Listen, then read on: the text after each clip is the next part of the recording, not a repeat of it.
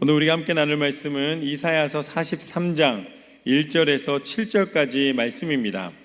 자존감의 회복이라는 제목으로 함께 나누도록 하겠습니다.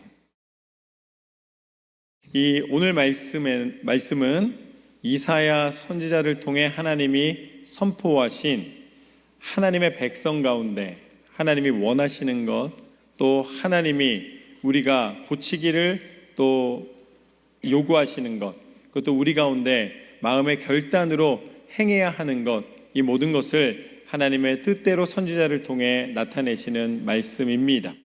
특별히 이사야서 1장 1절 말씀을 보면은 유다 왕 우시야와 요담과 아하스와 히스기야 시대에 아모스의 아들 이사야가 유다와 예루살렘에 관하여 본 계시라라고 나와 있습니다.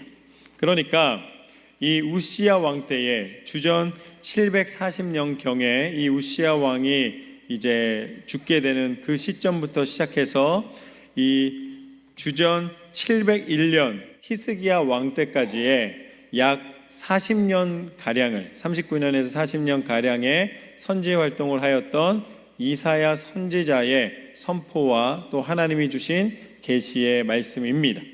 그런데 이사야서 말씀을 보면은 전체가 66장입니다. 그래서 우리가 대선지서라고 그러는데 대선지서가 아마 많은 분들이 아시는 것처럼 긴 선지서입니다. 그러니까 길기 때문에 대선지서라고 부르는 것이죠.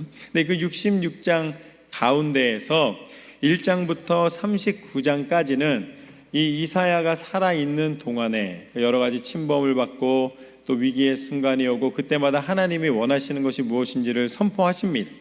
그렇지만 40장에서 55장까지는 이제 유다가 바벨론에게 이 정복을 당하고 이 유다 백성이 포로로 잡혀가서 이 괴로움을 당하는, 억압을 당하고 괴로움을 당하는 시기에 그 이야기들을 말씀해 주십니다. 그리고 56장부터 66장까지의 말씀은 이제 포로에서 다시 귀환해서 하나님 나라에 이르기까지 하나님의 회복과 하나님의 선포된 이 새 성전과 하나님의 예비하신 그 계시 가운데 마지막을 이제 선포하는 장면으로 구성이 되어 있습니다.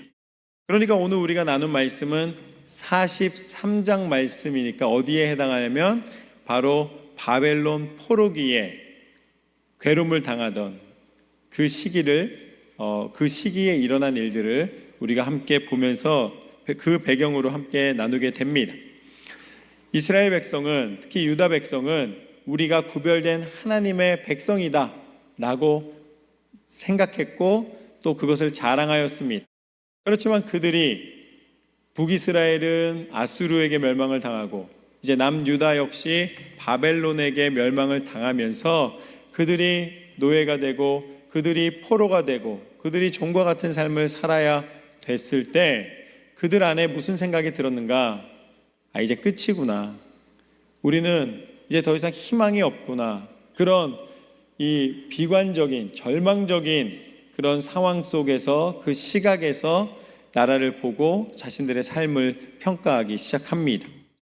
그때 너무 괴롭기 때문에 자존감은 완전히 낮아졌습니다. 그리고 자신의 정체성이 하나님의 백성이라면 어떻게 이런 상황 속에서 살아갈 수밖에 없는가? 정말 하나님이 살아계시고 하나님이 우리를 당신의 백성 삼아주신 것 맞는가?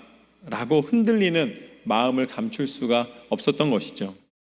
바로 그 상황에서 하나님이 이사야를 통해 말씀해 주시는 장면이 오늘 본문의 시작입니다. 1절 말씀을 보면 야곱아 너를 창조하신 여호와께서 지금 말씀하시느니라. 이스라엘아 너를 지으신 이가 말씀하시느니라. 너는 두려워하지 말라. 내가 너를 구속하였고 내가 너를 지명하여 불렀나니 너는 내 것이라. 아멘. 하나님이 당신의 백성 삼아 주신 것, 언약의 백성 삼아 주신 것을 놓지 않으셨다라고 말씀하고 계신 것이죠. 그렇다면 도대체 왜 우리가 포로가 되었는가? 하나님이 이렇게 우리를 사랑하신다고 말씀하시는데 왜 우리는 이렇게 포로로 살 수밖에 없는가? 힘이 세고 힘이 약하고 우리의 이 능력의 상태 때문에 그런 것인가? 내가 능력이 없기 때문에 하나님이 우리를 돌보지 않으시고 우리가 더 이상 하나님의 백성 될 수 없다는 말인가? 사사기 7장 말씀을 보면은 기드온을 통해 하나님이 당신의 이스라엘 백성과 이제 미디안 백성이 전쟁을 벌이는 일이 나옵니다. 그런데 그 수적인 이 상황이 미디안과 이스라엘은 비교가 되지 않았습니다. 미디안이 훨씬 많았습니다. 적국이 더 강했습니다. 그때 기드온을 통해 하나님이 군사를 모으게 하시고 그 군사를 통하여 이 미디안과의 전쟁을 치르게 하십니다. 그런데 기드온에게 뭐라고 말씀하시냐면 만약에 집에 가고 싶어 하는 사람이 있으면 다 돌려보내라 이렇게 말씀하십니다. 전쟁이 두려워서 이제 함께하고 싶지 않은 사람들은 다 돌려보내라는 거예요. 거기에다가 물을 마실 때에 이 핥아서 먹는 사람들도 다 돌려보내라고 이야기를 하십니다. 이렇게 한 줌 쥐어서 입에다가 머금는 사람 외에 나머지 사람들은 다 돌려보내라고 말씀하십니다. 그러니까 이 기드온의 그 모집을 통해 남은 이스라엘 군사는 300명밖에 안 됐습니다. 지금 적국은 수만 명, 수십만 명의 군인이 있는데 지금 기드온의 군사는 그냥 300명밖에 남지 않은 것이죠. 능력의 이유였다면, 힘의 논리였다면 그 전쟁은 치루나 마나였습니다. 그렇지만 하나님은 기드온의 300용사를 통하여 미디안을 물리치신 줄로 믿습니다. 힘의 논리가 아니라는 것이죠. 모세가 하나님의 부르심으로 바로 앞에 섰습니다. 바로는 그 당시 최강대국의 왕이었습니다. 모세는 아무것도 가진 것이 없는 사실은 초라한 형과 두 사람이 가서 그냥 바로 앞에 서서 하나님의 뜻을 전하는 목소리밖에 없었습니다. 상황적으로 본다면, 조건적으로 본다면 모세와 바로는 비교 대상이 아닙니다. 그런데 하나님께서는 모세를 통하여 그곳에 포로되었던 이스라엘 백성을 건져내시고 그 출애굽을 통하여 광야를 지나 가나안 땅에 약속대로 인도해 주신 줄로 믿습니다. 힘의 논리였다면 불가능했겠죠. 그러니까 힘의 논리가 아니라는 것입니다. 그들이 포로가 된 이유, 그들이 그렇게 자존감이 낮아지고 정체성이 흔들리는 이유는 능력이 있느냐 없느냐의 문제가 아니었다는 것입니다. 그러면 무엇인가? 이것은 바로 하나님과의 관계의 문제였습니다. 하나님과의 관계가 온전한가 온전하지 않는가. 결국 유다 백성이 포로가 되고 그곳에서 괴로움을 당하는 이유는 그들이 하나님을 찾지 않고 우상을 섬기고 하나님과의 거리가 멀어졌었기 때문입니다. 그것을 통해 하나님은 무엇을 말씀하기를 원하시는가? 하나님께서는 그렇게 포로가 되고 그렇게 연약한 모습 가운데 있다 할지라도 하나님과의 분명한 관계가 회복된다면 오늘 말씀이 뭐라고 말씀하시냐면 너는 두려워하지 말라. 할렐루야. 내가 너를 살렸고 내가 너를 불렀고 내가 너를 지명하여 노라. 내가 너를 선택하였노라. 너는 내 것이라. 할렐루야. 하나님이 우리를 당신의 것, 당신의 소유 삼아 주신 것, 하나님과의 관계가 회복됨으로 우리가 다시 일어날 용기를 얻고 우리가 힘을 얻고 하나님의 백성으로 살아가게 하시는 줄로 믿습니다. 이것이 오늘 말씀의 첫 번째 교훈입니다. 우리의 존재감의 회복의 시작은 하나님과의 관계를 회복하라. 내 스스로가 무너진 마음, 내 스스로가 정체성을 잃거나 내 스스로가 자존감이 낮아진 것은 능력이 없어서가 아니라 하나님과의 관계가 회복한 시기라는 이야기입니다. 하나님과의 관계가 회복되면 어떠한 일이 벌어지는가? 오늘 2절과 3절 말씀을 보면 이렇습니다. 내가 물 가운데로 지날 때에 내가 너와 함께할 것이라. 강을 건널 때에 불이 너를 침몰하게 못할 것이며 내가 불 가운데로 지날 때에 타지도 아니할 것이요 불꽃이 너를 사르지도 못하리니 대전하는 여호와 내 하나님이요 이스라엘의 거룩한 이요 내 구원자임이라. 내가 애굽을 너희 속량물로 구스와 스바를 너를 대신하여 주었노라. 할렐루야. 하나님과의 관계가 회복되면 물을 지난다 할지라도 불을 지난다 할지라도 내가 너를 보호하고 내가 너와 함께하며 내가 너의 하나님임을 나타낼 것이라. 노아 때에 온 땅이 물로 덮이는 심판을 받았습니다. 그렇지만 그때 하나님을 온전히 섬기며 하나님을 바라보며 하나님과의 관계 속에 하나님을 순종하며 따랐던 노아는 어떻게 되었는가? 그 창창한 물 속에 하나님이 산에 방주를 지으라는 그 말씀대로 순종함으로 그 생명을 보존하게 되었습니다. 다니엘서 7장 말씀을 보면은 다니엘의 세 친구 이야기가 나옵니다. 이제 그 세 친구를 미워하던 시기하던 신하들을 통해서 왕을 충동하여서 한 가지 이 명령이 떨어집니다. 그것은 무엇이냐면 이 나라에서 소리가 울릴 때에 금신상에다 절하라는 것입니다. 왕의 명령입니다. 왕의 권위를 선포하기 위해서였습니다. 그래서 금신상에 절하지 않으면 죽게 될 것이다. 그런데 다니엘의 세 친구는 그 위협적인 명령 속에서 하나님과의 관계를 포기할 수 없었습니다. 그래서 그 소리가 울려 퍼질 때에 그들은 금신상에 절하지 않았습니다. 하나님을 배반하지 않았습니다. 하나님을 떠나지 않았습니다. 그랬더니 그 왕의 권세로 왕이 분노하면서 그들을 풀무 가운데 던지라고 이야기했습니다. 평소보다 몇 배나 더하는 뜨거운 불 속에 그 다니엘의 세 친구가 하나님과의 관계를 지켰다는 이유로 빠지게 되었습니다. 그런데 말씀에 뭐라고 나와 있는가? 그들의 옷자락 하나 그을리지 못하였더라. 할렐루야. 하나님은 그 불 속에서 하나님 앞에 신실하게 믿음을 지킨 다니엘의 세 친구들을 지켜주셨고 보호하여 주셨습니다. 그들의 옷자락 하나 태울 수가 없었던 것이죠. 하나님을 온전히 바라보며 하나님을 온전히 의지하며 나아가는 것, 하나님과의 관계가 세상을 이기는 능력인 줄로 믿습니다. 하나님과의 관계가 내 모든 존재의 이유와 내가 살아갈 수 있는 정체성과 내 자존감과 내 안에 살아갈 수 있는 가치를 허락하여 주십니다. 하나님을 온전히 바라보라. 그때 하나님께서는 뭐라고 말씀하시는가? 내가 너와 함께 하리라.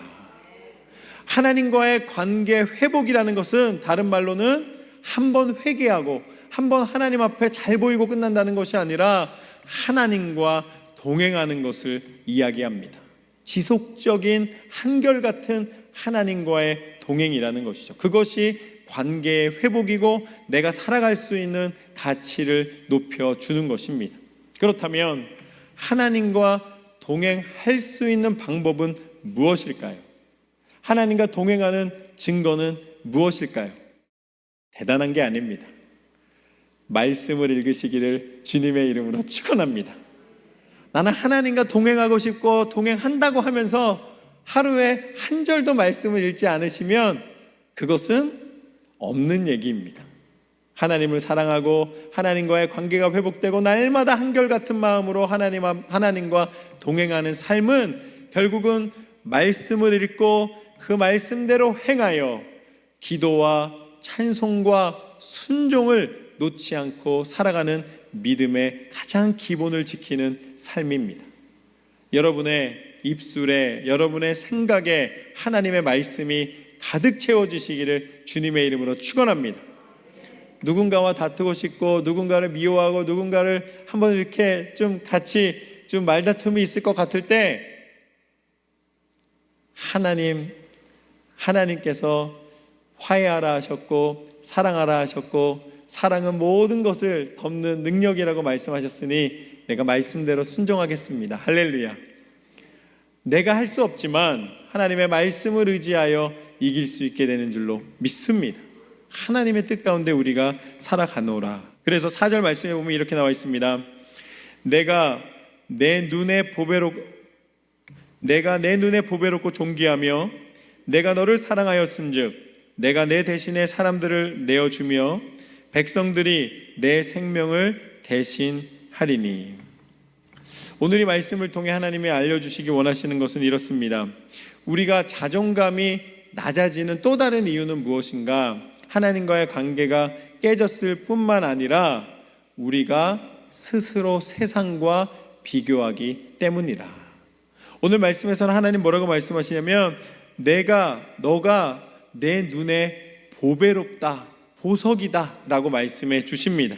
그것은 무엇이냐면 하나님께서는 우리를 비교하지 않으신다는 것입니다. 하나님은 우리를 있는 모습 그대로 보시고 우리를 사랑하시고 우리를 존귀히 여겨 주신다는 것이죠. 이것이 오늘 말씀의 두 번째 교훈입니다. 비교하지 말라. 자존감은 비교하는 데부터 무너지기 시작합니다. 사회심리학에서 사람은 타인과의 비교를 통해 자신의 능력과 가치를 판단하는 경우가 많다, 이렇게 나와 있습니다. 그러니까 끊임없이 내가 어떤 사람이냐보다 더 중요한 것은 저 사람보다 내가 얼만큼 더 많이 가졌는가, 내가 얼마나 더 이 행복한 조건들이 많은가를 비교한다는 것이죠. 우리는 밖으로 향하던 그 시선을 이제는 내 안에 나를 통해 역사하시는 하나님의 뜻으로 집중해야 될 줄로 믿습니다. 나를 사랑하시는 하나님의 그 은혜와 말씀이 충만하면 더 이상 비교를 멈추게 됩니다. 우리 모두에게 적용되는 하나님의 유일한 기준이 있습니다. 그것은 무엇인가? 내가 너희를 구원하기를 원하노라. 죄에서 떠나 예수 그리스도를 믿는 믿음 안으로 들어오라. 그 조건 외에는 하나님이 우리를 받아주시는 다른 이유가 없습니다. 요한복음 3장 16절 말씀에 나와 있는 것처럼 예수님은 한 영혼을 찾기 위하여, 하나님께서는 우리를 살리시기 위하여 독생자를 아끼지 아니하셨다라고 말씀해 주십니다. 우리를 존귀히 여겨주신다는 것은 무엇을 의미하는가? 우리가 존귀히 여김을 받는다는 것은 무엇인가? 하나님이 친히 육신을 입고 이 땅에 오셔서 당신의 생명 다하기까지, 당신의 생명의 값으로 우리의 모든 죄를 사하여 주시고 그 핏값으로 우리를 사시사 우리를 하나님의 백성 삼아주신 은혜인 줄로 믿습니다. 우리는 예수님의 십자가의 핏값으로 사심받은 세상의 무엇과도 비교할 수 없는 존귀한 존재입니다. 예수님이 우리와 함께 하시기 때문인 것이죠. 온 만물을 지으시고 온 만물을 다스리시는 하나님의 그 전능의 손이 우리와 떠나지 않으시고 우리를 생명 다하기까지 안아주셨기에 우리는 세상의 무엇과도 비교할 필요가 없이 하나님의 손을 붙잡고 하나님을 바라보며 나아가면 되는 줄로 믿습니다. 비교하던 마음을 끊어버리십시오. 오직 하나님의 은혜 가운데 하나님이 원하시는 뜻을 분별하시기를 주님의 이름으로 축원합니다. 마지막으로 5절부터 7절까지 말씀을 보면 이렇게 나와 있습니다. 두려워하지 말라. 내가 너와 함께하며 내 자손을 동쪽에서부터 오게 하며 서쪽에서부터 너를 모을 것이며 내가 북쪽에게 이르기를 내놓으라. 남쪽에게 이르기를 가두어 두지 말라. 내 아들들을 먼 곳에서 이끌며 내 딸들을 땅끝에서 오게 하며 내 이름으로 불려지는 모든 자 곧 내가 내 영광을 위하여 창조한 자를 오게 하라. 그를 내가 지었고 그를 내가 만들었느니라. 할렐루야. 하나님께서 뭐라고 말씀하시는가? 갇혔던 자, 포로되었던 자, 묶였던 자들을 다 불러 모으시겠다고 말씀하십니다. 동쪽에서도 오게 될 것이고 서쪽에서도 오게 될 것이고 북쪽에서도 오게 될 것이고 남쪽에서도 오게 될 것입니다. 무슨 소리입니까? 다 온다는 것입니다. 동서남북에서 오면 다 오는 거잖아요. 형제가 올 것이고 자매가 올 것이다. 내 아들들이 올 것이고 내 딸들이 올 것이다. 남자랑 여자가 오면 다 오는 거잖아요. 하나님이 하나님의 백성을 불러 모아 하나님의 공동체, 믿음의 공동체를 이루게 하시고 그 공동체 가운데 임하셔서 그 공동체가 승리하는 공동체, 그 공동체가 하나님의 존귀 여김을 받는 공동체, 하나님의 공동체임을 선포케 하시는 줄로 믿습니다. 이것이 오늘 말씀의 세 번째 교훈입니다. 믿음의 공동체를 세우라. 하나님이 불러 모아 함께 하시겠다는 것은 우리가 함께 모이라는 명령이기도 합니다. 이 이사야서에서 말씀하시는 믿음의 공동체가 어디일까요? 교회입니다. 하나님은 하나님의 교회를 통해 하나님의 일을 이루시며 하나님의 능력을 나타내시는 줄로 믿습니다. 어느 순간인가 우리가 너무 개인주의가 되고 혼자 핸드폰 보고 같이 TV를 보는 것도 아니고 다 각기 살아가다 보니까 내가 구원받는 것, 내 죄를 사함받는 것, 내 신앙만 보호하는 거에 너무 주목하고 있어요. 아닙니다. 하나님이 오늘 말씀에 불러 모아 너희를 구원하실 거라 말씀하시는 것처럼 하나님은 우리의 죄를 사하여 주시는 하나님이시요, 우리를 구원하시는 하나님이시요, 우리를 축복하시는 하나님이시요, 하나님의 교회, 믿음의 공동체, 믿음의 가족을 통해 하나님의 일을 이루시는 줄로 믿습니다. 우리가 한 교회 된 것만큼 큰 축복이 없습니다. 우리 갈보리 교회는 서로를 위해 기도하는 교회입니다.